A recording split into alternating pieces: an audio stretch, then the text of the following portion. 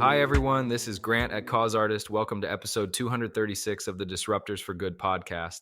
Transportation has always shaped how societies function. Who can move, how easily they can get from one place to another, and at what cost often determines access to work, healthcare, education, and community. In the digital age, rideshare platforms have quietly become part of that infrastructure. My guest today is Jerry Golden, Chief Policy Officer at Lyft. Jerry leads public policy, government affairs, and social impact at Lyft, one of the most widely used transportation platforms in the United States. In this episode, we talk about how rideshare has evolved from a convenience into essential infrastructure, shaping access to jobs, healthcare, disaster response, and community connection. Jerry shares his unconventional path into public policy, why Lyft approaches regulation through the lens of driver and rider advocacy, and how policymakers often underestimate the everyday role transportation plays in people's lives. We also discuss Lyft's social impact initiatives, including disaster response, accessibility for older adults, and the Roundup and Donate program that has raised more than $42 million for nonprofits through everyday rides. We also look ahead to the future, including autonomous vehicles, why a hybrid transportation model is here to stay, and what it takes to scale technology responsibly without losing sight of the people it serves. Let's get into the episode. Well, thank you so much, Jerry, for joining me today. Super excited to chat about your journey. It's been an amazing career journey so far, and now Chief Policy Officer at Lyft. Pretty big job, a lot going on within transportation. Obviously, like policy, automation, AI. There's some things happening in this space. Sure But are. Lyft's had a history of kind of being innovative and being at the forefront of a lot of innovative things, including the social impact side of things, and that's what I love talking about. And so we'll get into all that. But before we kind of go down that road, talk a little bit about your journey. How does one become Chief Policy Officer at Lyft? Talk about that career path for you. It's a great question, Grant. And I want to say I'm one of these people. I'm always impressed by people in my orbit that knew, way back when exactly how one step in their career journey was going to land in the next. For me, I knew that I landed in Washington, D.C. many, many years ago, more than I can count at this point, where just started figuring out, I knew I had an interest in public policy. Mm-hmm. I knew I had opportunities surrounding me to explore, advocacy and social impact work. And one step on your journey sort of sometimes leads to the next. So started off with some advocacy roles early, was learning the ropes, getting to know kind of how things work and how you advance causes or purposes with policymakers who typically, in my experience, from their own vantage point, are trying to get it right. Mm-hmm. And it's your fault if they don't know quite how, right? And that's the burden you take on. So I think really what I had was I'd call it more of a series of happy accidents than a traditional A to B Nice. course. You start getting interested in things, learning policy better, learning the policymaker world better. You feel yourself getting better at it. It makes you enjoy it even more. One thing perpetuates to the next. I think the nice thing, Grant, about Lyft in particular was that I got a knock on my door at a time I wasn't looking, at a time I wasn't expecting. And it was with a brand I always had tremendous affinity for. So I was an avid Lyft rider already. I was already sold on sort of the value proposition of what they're trying to do for the public good. And it was a privilege to be considered and to have the journey I've had so far in my 15 months here. Pretty great. Yeah, you mentioned the 15 months and, stepping into a new role, new organization, new corporate structure. There's a lot of moving parts. Lyft's obviously a public company, so there's some diligence that goes along with that than maybe some previously other stops, although you had Eventbrite, which I think just got bought actually and going to get taken private. So that I'm sure you've heard some stories from your colleagues there previously. Absolutely. All sorts of tech world developments. I can tell you one actually interesting nexus in my Eventbrite journey and Lyft's, Grant, was really on, Lyft's whole corporate purpose is to serve and connect. And one thing that actually aligned really well with my Eventbrite experience was how, think of Eventbrite as a marketplace that's trying to match event holders and event attendees. And Lyft is trying to match drivers and riders. They're both two-sided marketplaces. They're both trying to help create that match. And they both, in my view, and I certainly think in my boss, David Risher's view, part of that mission is to get people off their couch and out and re-engaging with the world. The sense of meaningful social connection. Our former Surgeon General had said once upon a time that social isolation is like the new smoking. It could have a deleterious impact on your life that's equivalent to 15 cigarettes a day. You don't want to fail to acknowledge that we're in this place now where people, I think, can fall into their social media holes or fall into their own sort of isolated spaces and not realize the value of getting out there into the world. And so I think one thing that was true for both of those roles was trying to help people break through that impasse and Hmm. help organizations that are trying to identify ways to contribute that way in society. You've been a little bit over a year. So like when you first kind of step in to this role, I guess what are some of the buckets that Lyft's been working on? Did you know sort of a lot about it? Maybe what surprised you about what they were doing, what they were working on? Just kind of give us an overview, at policy, public policy at Lyft and projects that it's working on, whether it's obviously public policy around, state or federal legislation, but also the social impact side, work with nonprofits, give back program. There's obviously an array of things that you're working on, but when you first step in, and what's that first year looked like for you with all the things going on, and maybe explain what some of those things are? Yeah, never a dull moment, right? You have to be a little bit of a glutton for punishment or enjoy kind of the mix of activities and things that'll come your way. One thing that I think stood out at me for Lyft is the functions can be defined a little bit different, employer to employer. And Lyft, we look at the policy function as being public policy, traditional. What does Lyft view as the right way to do things for the world in which we're operating? Government affairs. How do you take that and the interplay in working with policymakers to help them land those positions right? And by the way, I'd say very specifically for Lyft, you could almost take words like public policy and government affairs and replace them with driver advocacy and rider advocacy. Because the Hmm. lens Hmm. my team is always looking through is what's the bottom line, not the intention, but what's the bottom line impact fundamentally from the data we have access to and the experience we're living on the drivers and on the riders and therefore on the communities that we're serving. The other two parts, though, is social impact broadly. A lot of exciting work from Lyft that's sort of intrinsic to who Lyft is and something that I think we see fundamental to the value offering we're bringing to the world.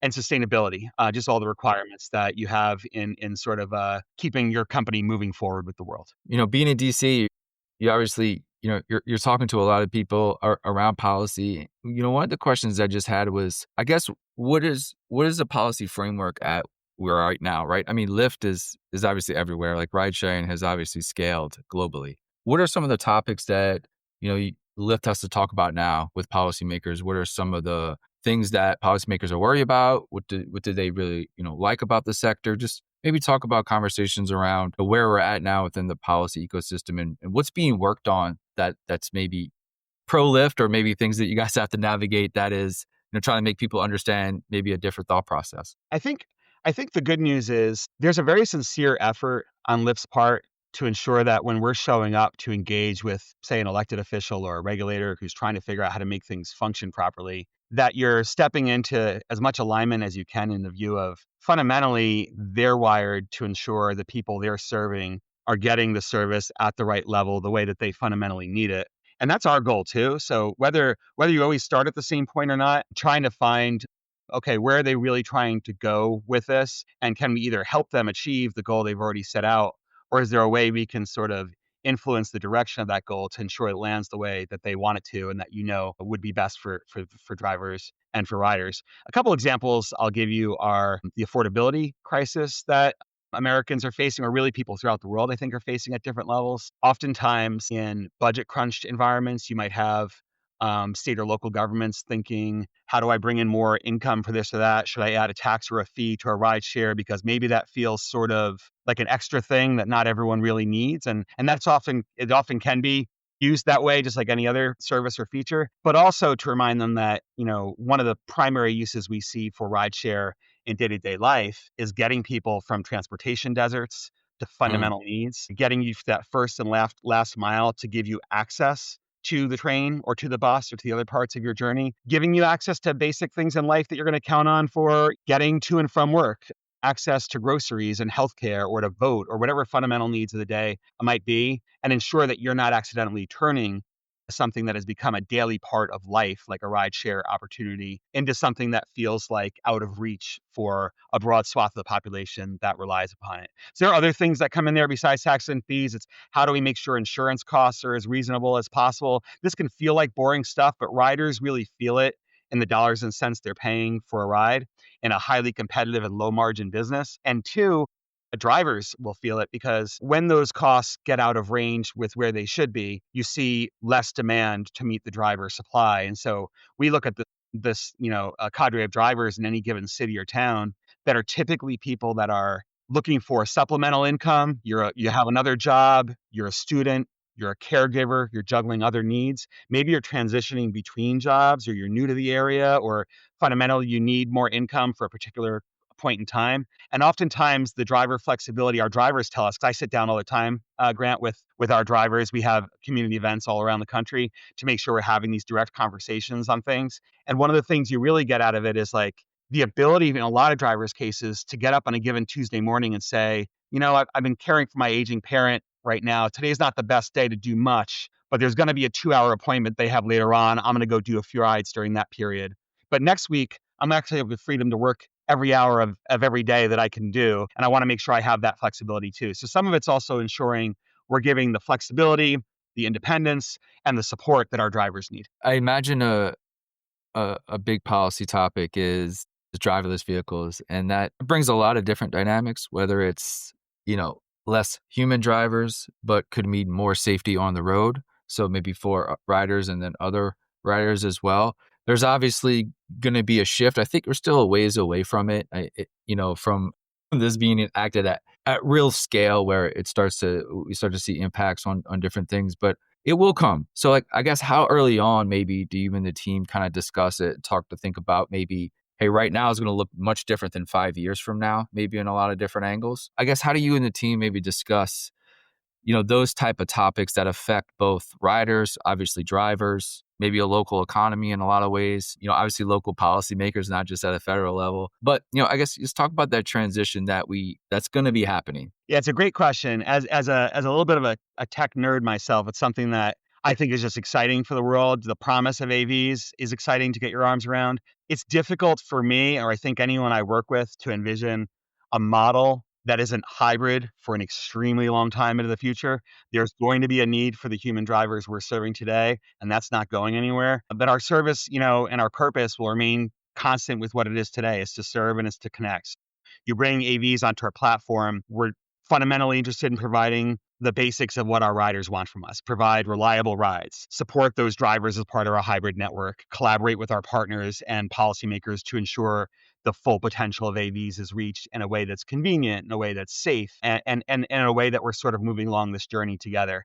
Lyft's in a unique position because, I'm an old man at this point. I think of it, look at yourself as a child of the 80s, and you're kind of thinking, once upon a time when I was learning the do's and don'ts in my neighborhood or in my community, would my parents have ever said, yeah, there's going to be a Toyota Corolla that pulls up in front of your house, feel very confident, get into that car with a driver you've never met before, and that experience is most likely going to be very convenient and positive for you. It's very disorienting, right, from the way we once looked at the world. In 2012, Lyft helped break through that impasse and start developing a regulatory model in partnership, not only with the policymakers, but with community leaders and trusted third-party organizations, on what do we need to make sure that this will work and this will serve the needs of the communities that we're trying to serve.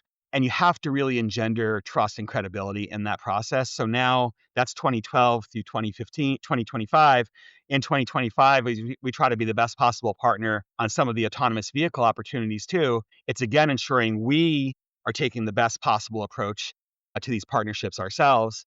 And then we're also ensuring that there's a regulatory framework to oversee AVs that enhances the technological opportunity ahead of us and does it in a way that we're going to feel really good about. Yeah. I mean, Waymo's driverless cars, there's still a human operator that sits somewheres and sort of like, oversees what's going on. It could be there and you're probably watching multiple vehicles. And so there's still a big human element to this. Is something maybe you and the team think about? Again, this is going to be a future thing, but maybe let's say, a city like Austin, where you obviously have a ton of Lyft drivers, they're introducing autonomous, their sort of policies are a little different, a little more advanced. They're allowing driverless vehicles, but what's training possibly like to where, hey, you happen to have a Lyft office in Austin, you're going to set up sort of the automated where you can sort of transition drivers into, operators of driverless vehicles, right? And sort of train them on how to be that operational backbone. Is that something that you think about? Is that something that's possible to where you kind of have that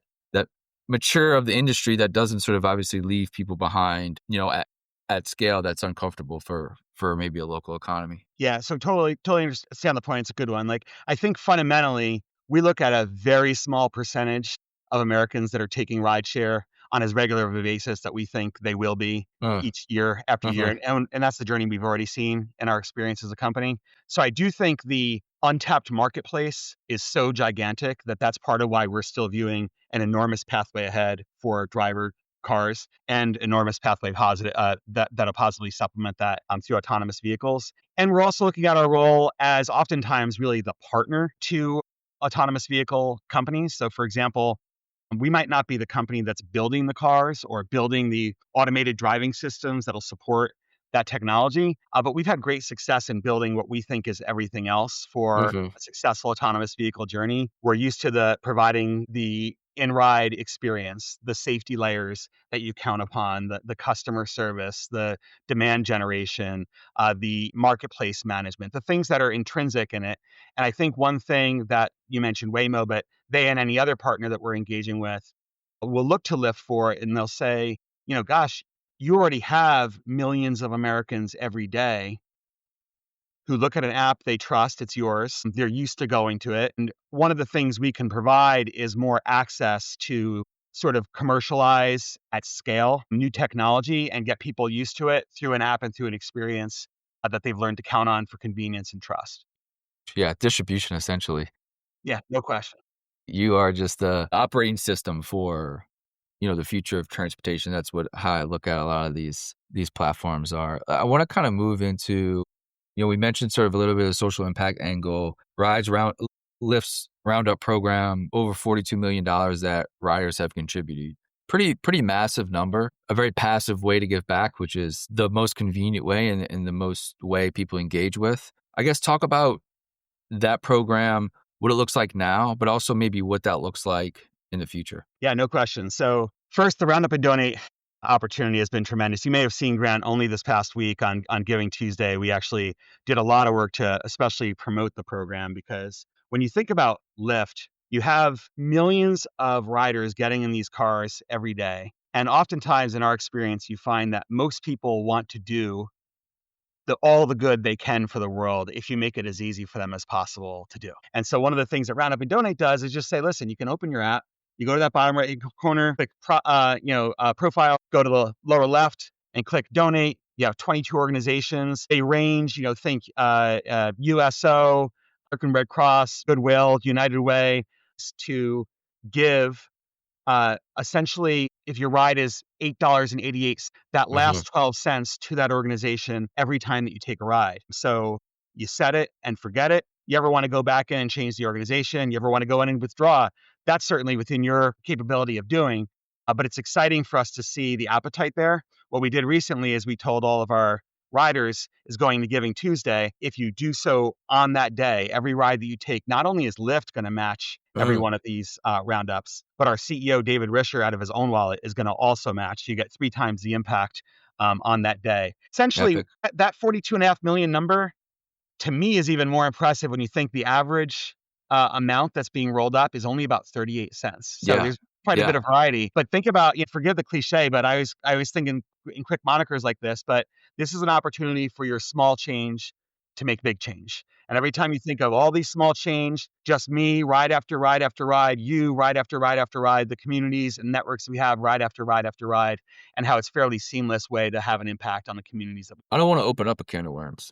But how do like other maybe nonprofits that aren't, I mean, those are massive institutions, right? And also they have the trust. Oh, so you guys don't get, step on any toes, or you have to go with a trusted partner. Is there a potential that, other, I'm thinking nonprofits in sort of local areas that might have a larger Lyft constituent that versus riders and drivers, that local nonprofits can be a part of those 22 perhaps in the future, because those do amazing work within the community, and also, they Red Cross is going to be okay, right? But some of these smaller ones, that really matters if they have a couple grand coming in a month to a local shelter or, whatever it might be, right? Yeah, it's an excellent point, and one that we give a lot of thought to. There are multiple ways we try to come through for different organizations, really at the more localized level, and oftentimes tends to be from more specified, targeted grant opportunities and partnerships where we'll provide ride codes to support particular initiatives or events. Gotcha. And Yeah. that's more like the city by city, municipality by municipality level. We did do some experimentation this year that I think is sort of interesting to explore. So, knowing your passion and your leadership behind social impact cause, you might take interest in knowing a couple areas where Lyft expanded that were new to us as a market this year. We tried something new. One of them was in Puerto Rico, where we Saw didn't that. have a Lyft service until earlier this year. And we determined that, while Puerto Rico could theoretically just be brought into the United States network of Roundup and Donate options, Mm, why don't we see how Puerto Ricans will respond to selecting just a few organizations that are smaller, based in Puerto Rico, doing Puerto Rico specific work, and yeah. have that be an option just specifically for Puerto Rico itself? And we had opportunities like Flamboyant Arts Fund, El Comedor de la Kennedy, Sociedad Pro Hospital del Niño.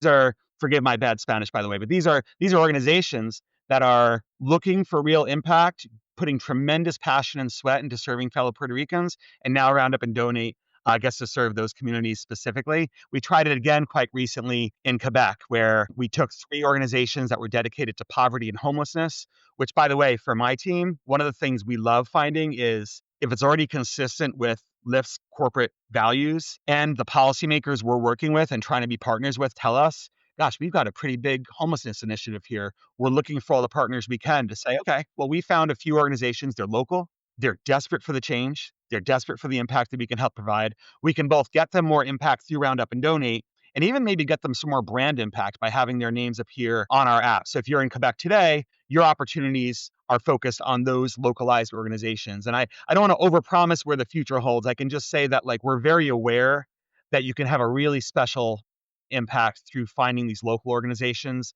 that may not have the funnel of dollars coming in that you'll see with some of the massive nonprofits. I want to go back to, we'll end on a couple questions here.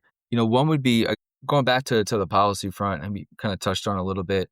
How much is your time sort of dedicated Lyft from a, federal legislation or big policy versus if there's some type of policy in Nebraska or California or Virginia, or states' laws around this sector pretty even across the board where the state legislations have been passed? There's not really a lot you have to deal with at a state level. I guess, how do you spend your time on those two things? Yeah, no, thanks for that question. I do think it varies. It varies quite a bit, but I'd say at any given moment, sometimes in my role, you'll feel like there's more state and locality work than there is federal work. And mostly it's just because there are so many more, states and Yeah. localities. So each lever Yeah. of government, I think, finds that rideshare has become a fundamental part. I can't imagine any area of the country where rideshare doesn't play some key fundamental role. For example, we have an enormous role with non-emergency medical transportation support. So people Yeah. who just need rides, we can That's partner with awesome. veterans hospitals. We can do things that streamline efficiencies for organizations that help people that are in really desperate need of getting transportation access and knocking down these transportation barriers. So because of the number of localities, you probably do see more at the state and local level, but there's a lot of interest at the federal level, a lot of shared interest in things like safety and things like access and things like making sure that affordability and drivers and riders have the best opportunities they can from the rideshare experience. I was going to ask about the sort of the emergency response aspect of things, because I think we do think of, hey, we call a Lyft if it's at our house or we're at a dinner and it takes us one place or another. But there is sort of this opus of transportation that happens. My grandma she's 95 years old. She lives by herself. Mhm. We have a account on Lyft, and I send her a car when she needs to go to the doctor's office. Right, like that's an incredible thing. I Yes. don't live where she lives, so to be able to do that for her is like an amazing thing. But also, whether it's natural disasters or, like you said, like emergencies. So how do you go about maybe working with local governments around their needs? If they possibly have a unique scenario where it's in sort of a disaster zone, whether it's weather or any type of thing where, you as a corporate citizen can be helpful. What are those conversations like? And maybe where does Lyft play within that local ecosystem? Yeah, absolutely. So you mentioned a couple of things. I want to hit one first, if you don't mind, which is I love the personal experience you shared, because we have this new Lyft Silver offering, which is really targeted at especially an elder population that sometimes has different needs. Sometimes it's a matter of holding my phone here, just having bigger text with fewer options For sure. available on the screen. Sometimes it's the ability to know that if I need to speak to someone directly Yeah, by my voice, I have an easier access to do that, or that I can attract cars that are more likely to have easier access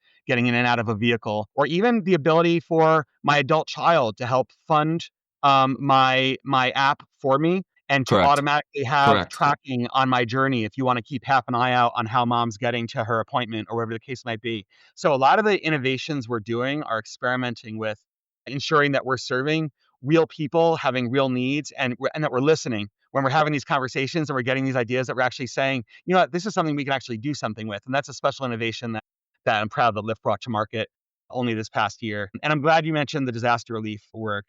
It's a point of passion for me and for a lot of folks on the team. Earlier this year, we activated our disaster response program, providing over 20,000 free and discounted rides for the LA wildfires, for example.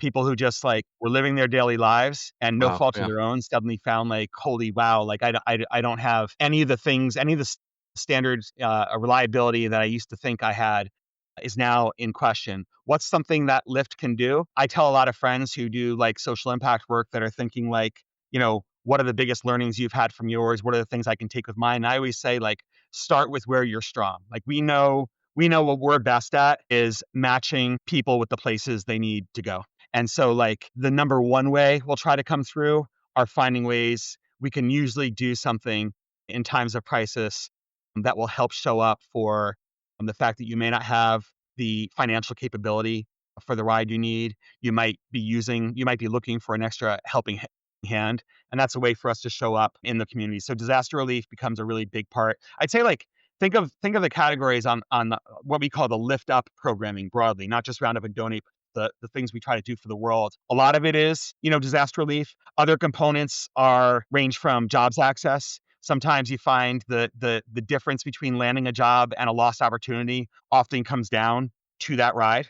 So we Totally. provide free Lyft ride to and from job training programs, to interviews, first few weeks of work. We partner with Goodwill and United Way and others on making sure we implement those well. Disaster relief, you mentioned, of course, they can often strike hardest, by the way, at the lowest income communities that are already having a tough time. And we team up directly with like local organizations, to your point earlier, first responders, to rise to that need. Grocery access, voting access, Hmm. tremendous opportunity in getting people access to the polls just to make sure that they have an opportunity to exercise their role as voting Americans each time there's a big election coming up. So we try to do the things that feel consistent with what we're bringing to the table for the communities we serve. Two more questions. Yeah. One, the first one would be, we talked a lot about like the good things and maybe the fun things. What's like the hardest part of the job for you? And maybe the stuff that gets you a little bit more stressed out and you have to deal with certain things. I guess it can't be 100% awesome every day. So like, what's some of the